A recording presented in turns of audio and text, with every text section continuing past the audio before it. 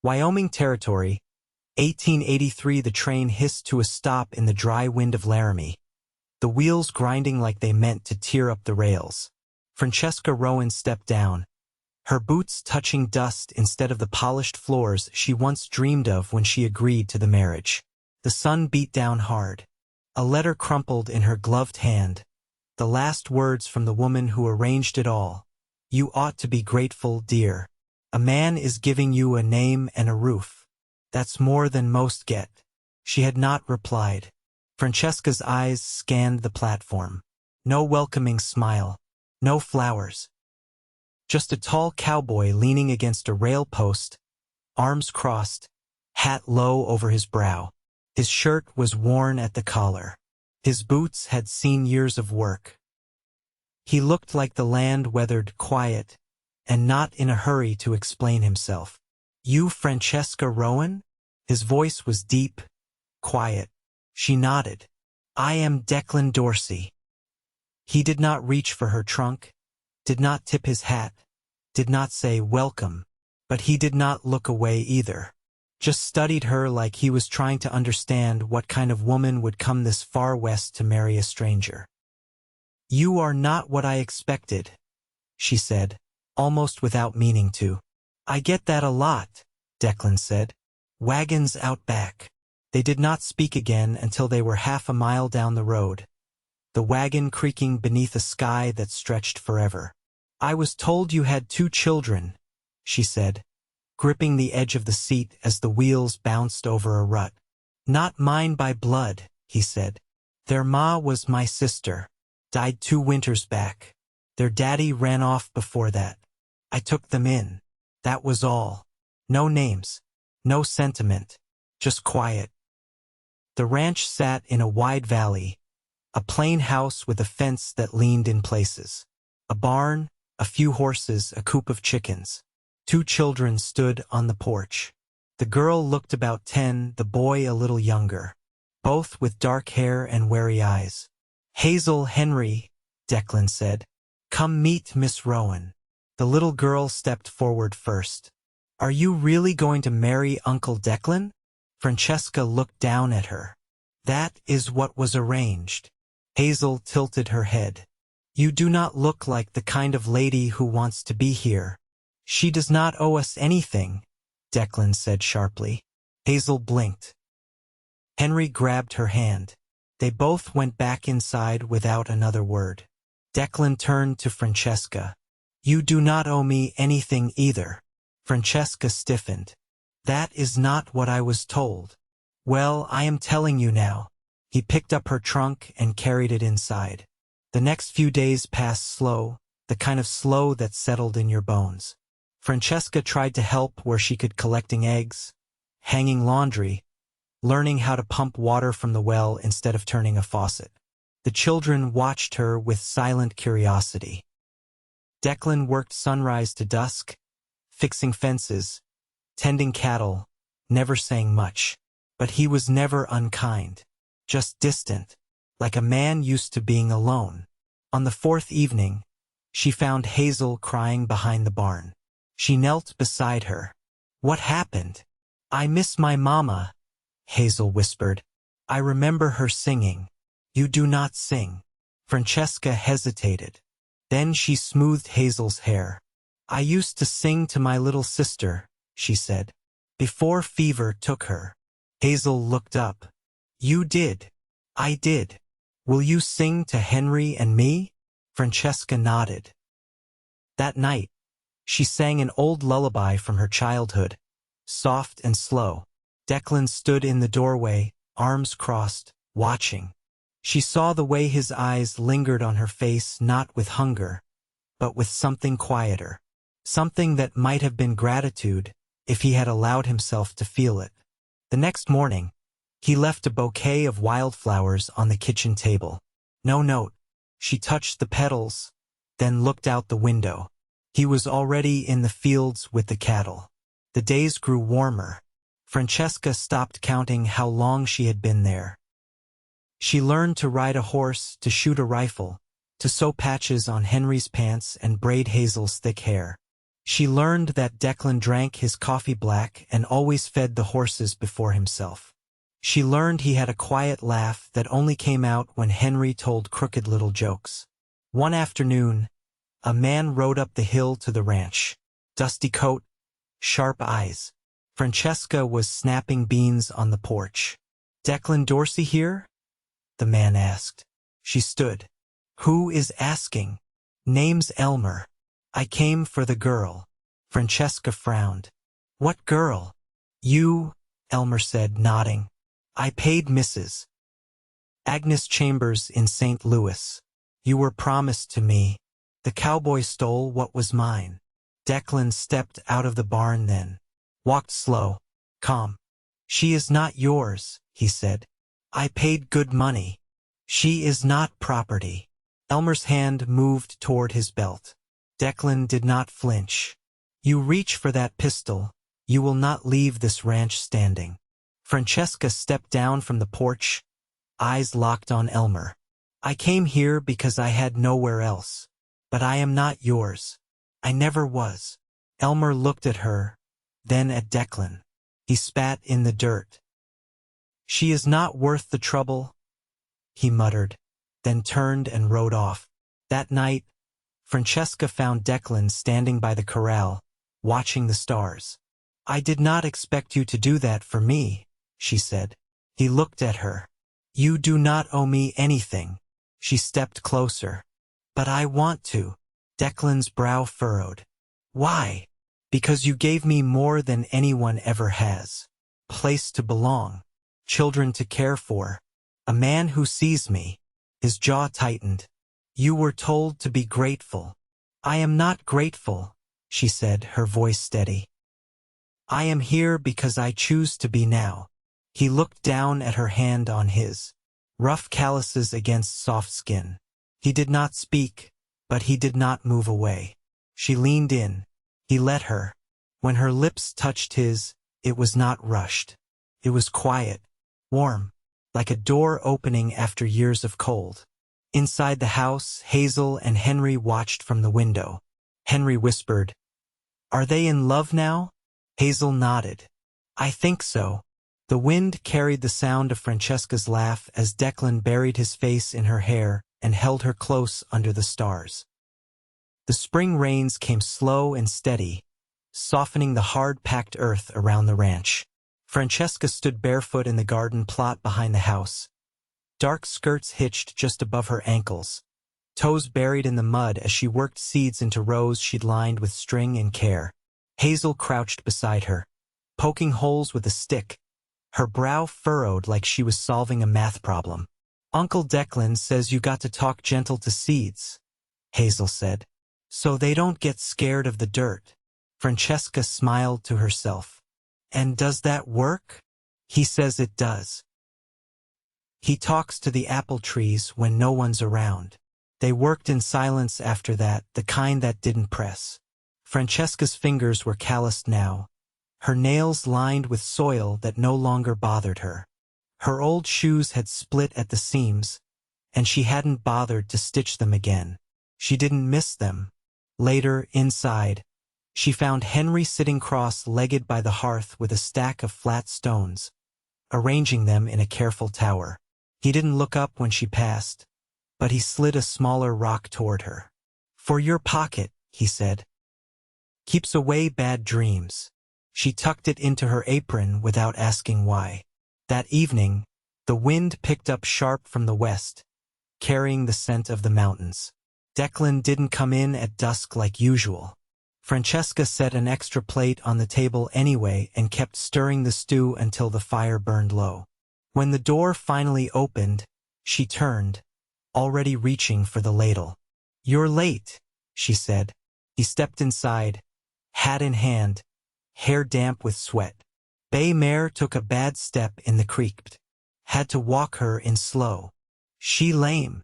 "Not sure yet. Might be her fetlock." He didn't sit, just stood near the door, eyes flicking to the table, then back to her. "I'll check her again in the morning," he said. Francesca crossed her arms. "You look like you need something stronger than stew." Declan hesitated, then nodded once. She ladled a bowl and set it in front of him.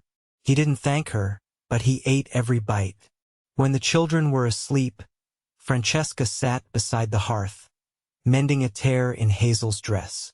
Declan leaned against the edge of the table, arms folded. The lantern light cast long shadows across the walls. "I heard from Cheyenne," he said. She looked up. "Man I know. Said there's talk of the railroad company pressing for more land west of here. Some ranchers are selling out." Francesca threaded her needle without speaking. "I won't sell," he said, "even if it gets lean." She tied off the stitch. "Is that why you asked for a wife?" He didn't answer right away. "I didn't ask. My sister wrote that letter. Before she passed." She set the dress aside. "You could have turned me away. I thought about it." She stood, brushing lint from her skirt. "Why didn't you?" Declan's voice dropped low.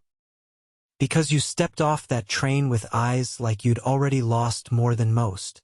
Francesca walked toward him, slow. "You looked at me like I wasn't a burden. You weren't." They stood close now, the silence thick with things neither had words for yet. "I don't want to be something you feel bound to," she said finally. Declan's jaw worked. "You are not." She reached up, fingertips brushing the edge of his shirt collar. "Then what am I?" His breath hitched. "You are the reason this house doesn't feel like it's holding its breath anymore." She let her hand linger just long enough, then stepped back. The next morning, Declan saddled the gelding and rode out to the northern fence line. Francesca stayed behind, hanging linens on the line while Henry chased after a grasshopper with a jar. Hazel read aloud from a primer she'd brought home from the schoolhouse in town. When the midday sun reached its peak, Francesca spotted dust rising in the distance. A single rider, not Declan. She wiped her hands on her apron and walked out to meet the visitor as he dismounted near the gate. He wore a gray waistcoat and had a trimmed beard that didn't suit the country. "Mrs. Dorsey?" he asked, tipping his hat. "No," he cleared his throat. "I was told the lady from St. Louis was here." Francesca's spine straightened. "I am Francesca Rowan. Name's Amos Cartwright. I'm with the territorial circuit. I'm here about Elmer Davies. Man you turned away last month." "I remember. He's filed a petition. Claims you breached contract. Wants compensation." Francesca felt her throat go dry. "He's lying." "I don't doubt that," Cartwright said. "But the law's murky when it comes to arranged marriages, especially ones involving payment." Francesca folded her arms. "What does that mean for me?" "Means if he presses it, you'll need a statement.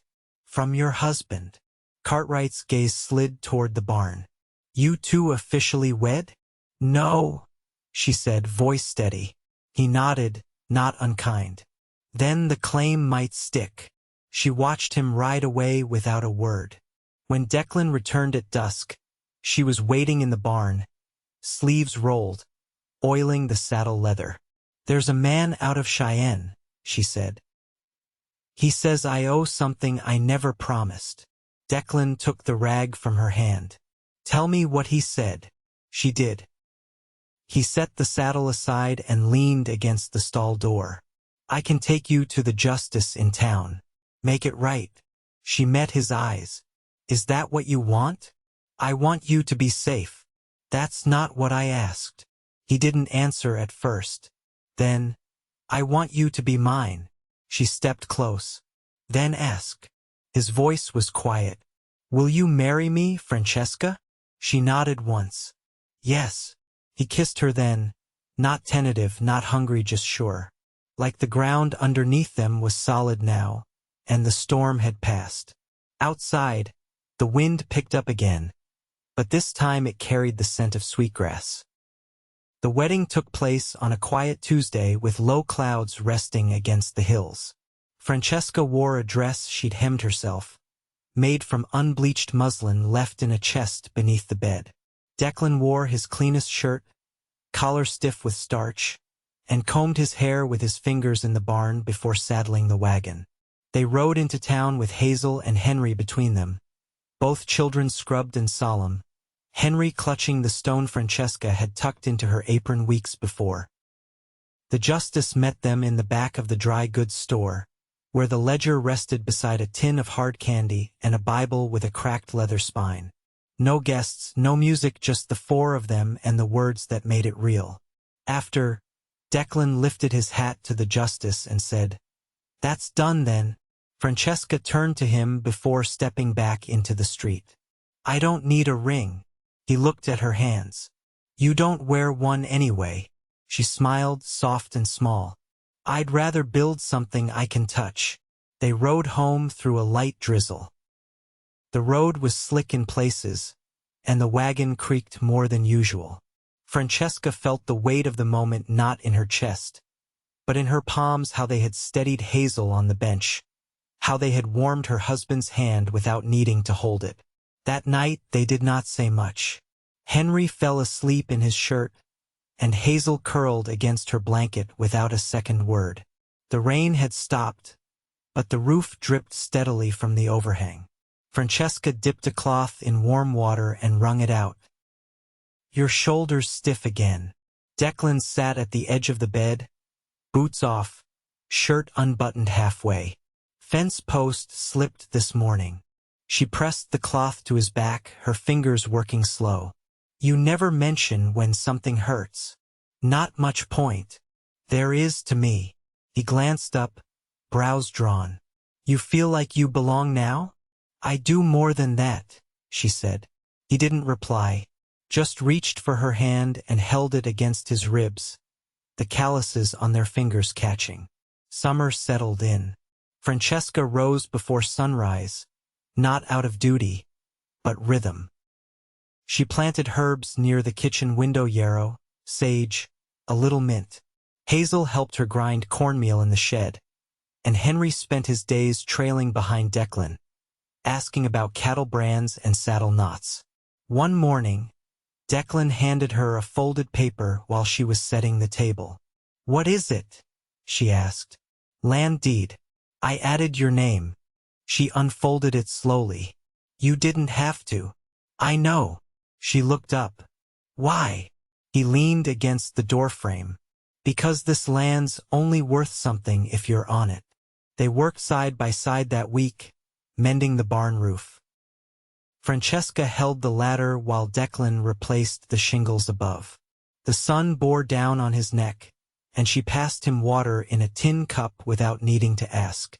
Later, she strung linens on the line while he watered the garden beds with a tin pail, his boots sinking into the damp soil. That evening, Hazel came to her with a folded bit of paper. "It's for you.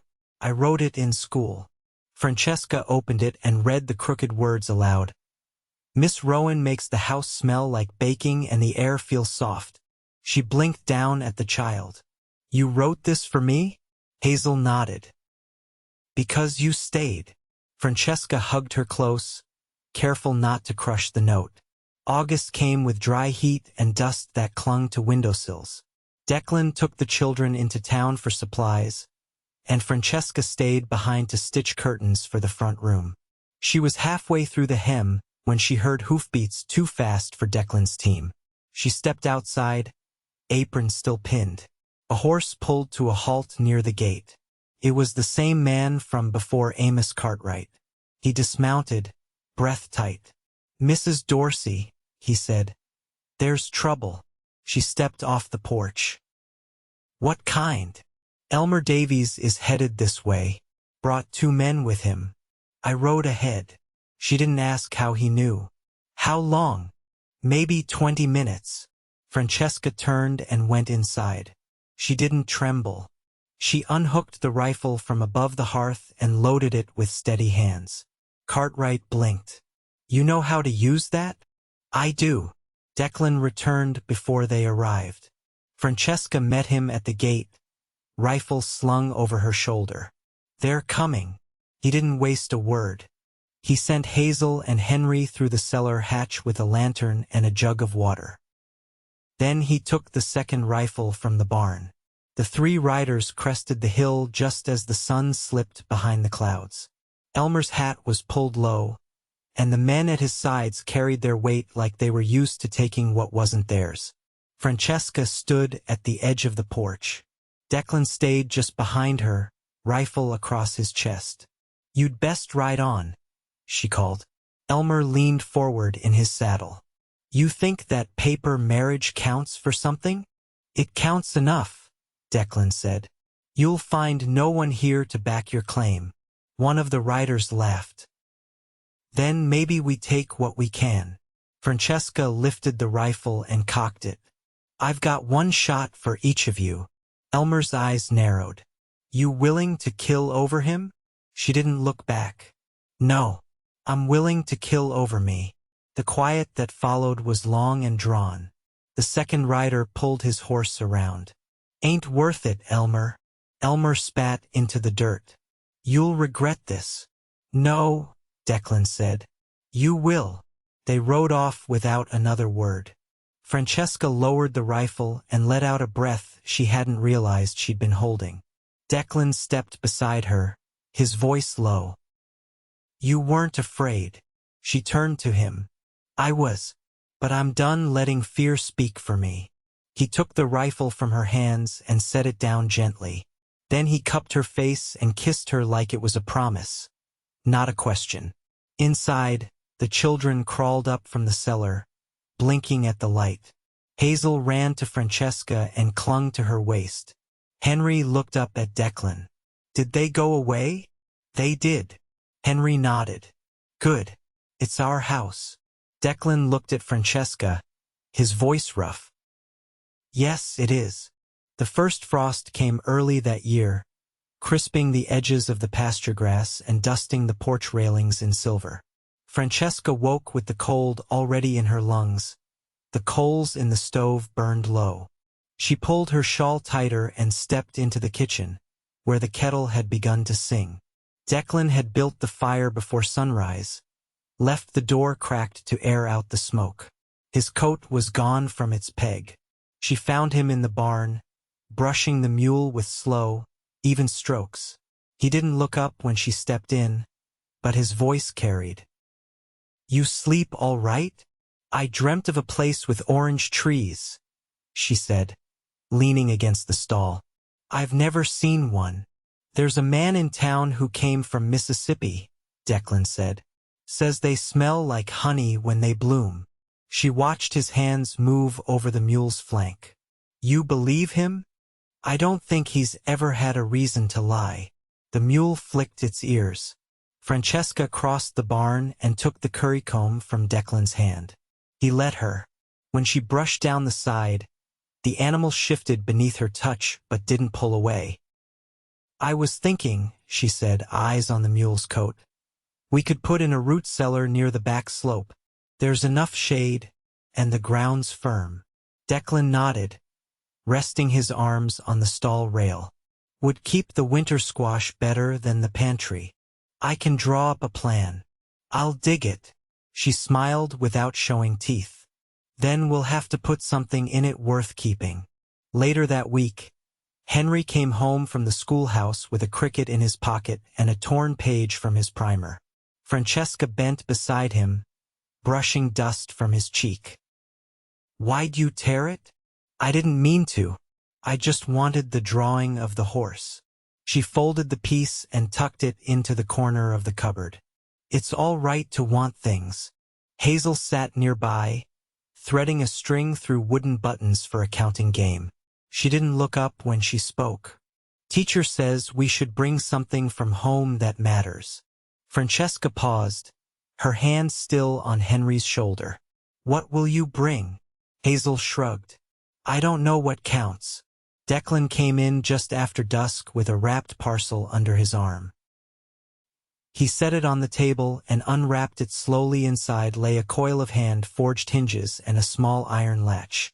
"For the root cellar," he said simply. Francesca ran her fingers over the iron. "Who made them?" "I did. In town." blacksmith let me use his forge after hours. Her eyes met his. You haven't done that since before the children. He nodded once. Felt like a good time to start again.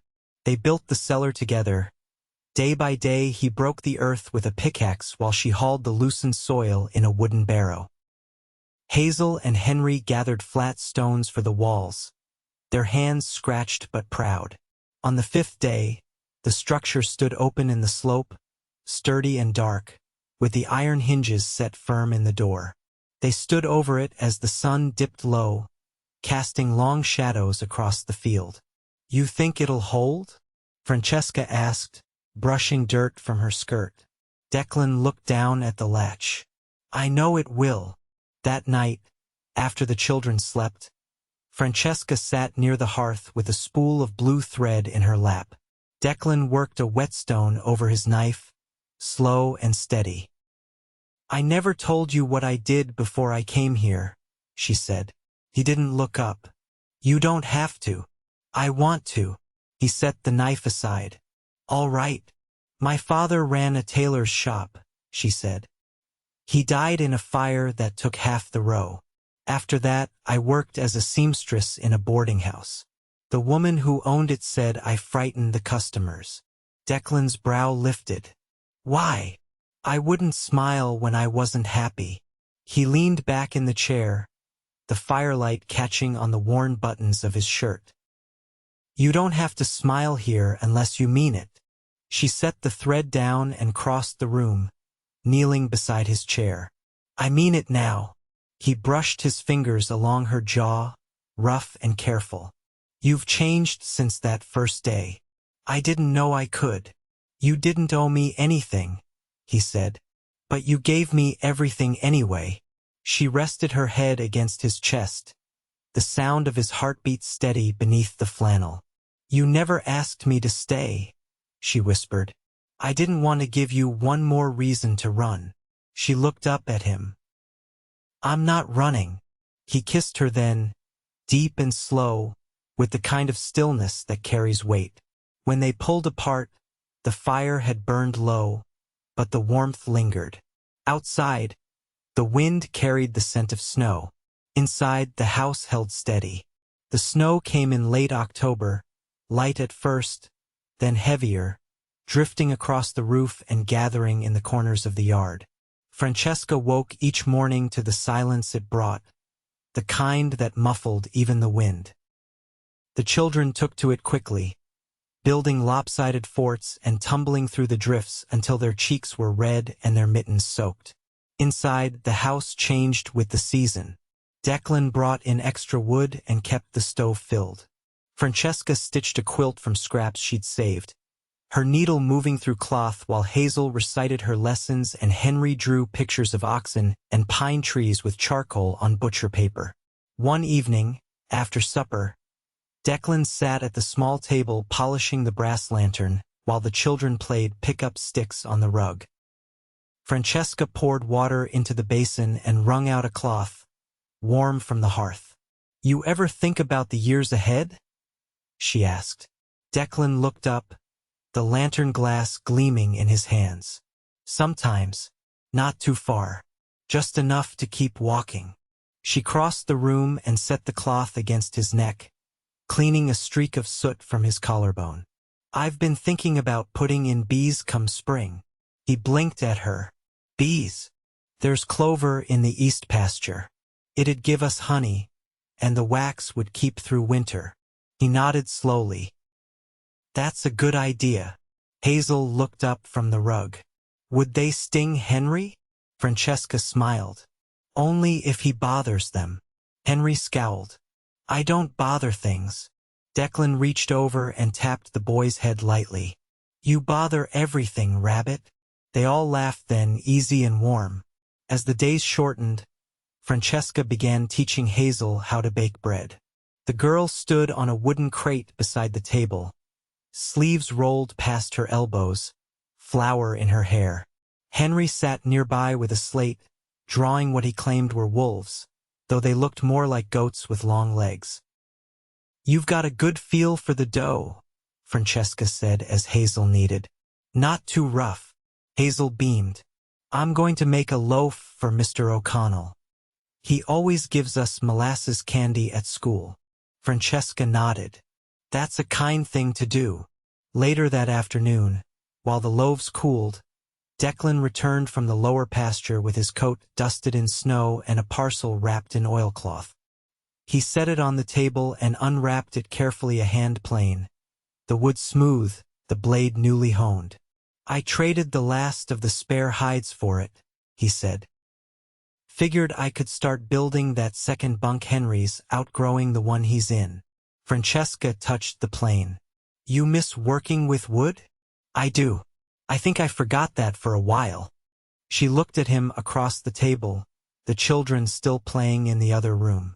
You ever want more than this? He tilted his head. What do you mean?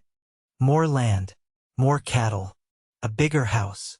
Declan shook his head. I want to finish the barn roof. I want to teach Henry to ride without holding the reins so tight. I want to grow old without ever wondering what it'd be like to be alone again. She reached across the table and placed her hand over his. You won't be. The next week brought a letter from the schoolmistress, asking if Hazel might help younger pupils with their reading. Francesca read it twice, then handed it to Declan. She's 10, she said. She's got a head for it. Francesca folded the letter again. Do you think she'd want to? Let's ask her. That night, Hazel sat at the table with her chin resting on her palm as they told her. Her eyes lit up, but she didn't speak right away. Would I still get to come home at the same time? She asked. Francesca nodded. You would. Hazel looked down at her hands. Then I'll try. Henry looked up from his carving. Will I have to teach too? Declan leaned over and ruffled his hair. You've got a few years left before that. The winter deepened, and the days passed in a rhythm that felt like living instead of surviving. Francesca began writing letters again, not to anyone particular, just to hold her thoughts on paper. She kept them bundled with twine in a drawer beside the bed. Sometimes Declan found her there, head bent to the page, and he'd sit quietly until she finished. One evening, as the stove glowed red and the children dozed side by side on the rug, Francesca looked at him and said, I'd like to plant a pear tree in the spring. Just one. He didn't ask why. He only said, We'll dig the hole together. The snow began to melt in March, slow and thick, leaving puddles in the yard and softening the edges of the road. The hens began laying again. Henry found a pair of barn kittens in the hayloft and carried them into the house wrapped in his scarf. Francesca let them stay, though she made him keep them near the stove until their eyes opened. In the first week of April, they rode into town together, the wagon filled with eggs, dried herbs, and Hazel's first loaf for Mr. O'Connell. Francesca wore her green shawl, the one Declan had traded for the autumn before, and she sat close beside him on the buckboard, one hand resting over his. Do you ever wish we'd met differently? She asked, watching the road. He looked over at her. No, she turned. Why not? He lifted her hand and kissed the back of it, keeping the reins steady in the other. Because this way, I knew what it meant to choose you. She didn't answer. She didn't need to. That spring they planted the pear tree. Declan dug the hole, and Francesca steadied the sapling as he packed the soil around its roots. Hazel tied a strip of blue cloth around the trunk. Henry stood beside them with one of the barn cats tucked under his arm. They stood together in the sunlight, the wind cool but soft, the scent of thawed earth rising around them. Years later, the tree would bear fruit. The cellar would fill with jars of honey and pear preserves. Hazel would teach in the schoolhouse. Henry would build a lean-to for the goats and carve his initials into its frame. The house would grow by one room. Declan would make a cradle with that hand plane, and Francesca would rock their youngest to sleep by the hearth. But that day, there was only the four of them, the tree, and the long light of a season just opening. And they were whole.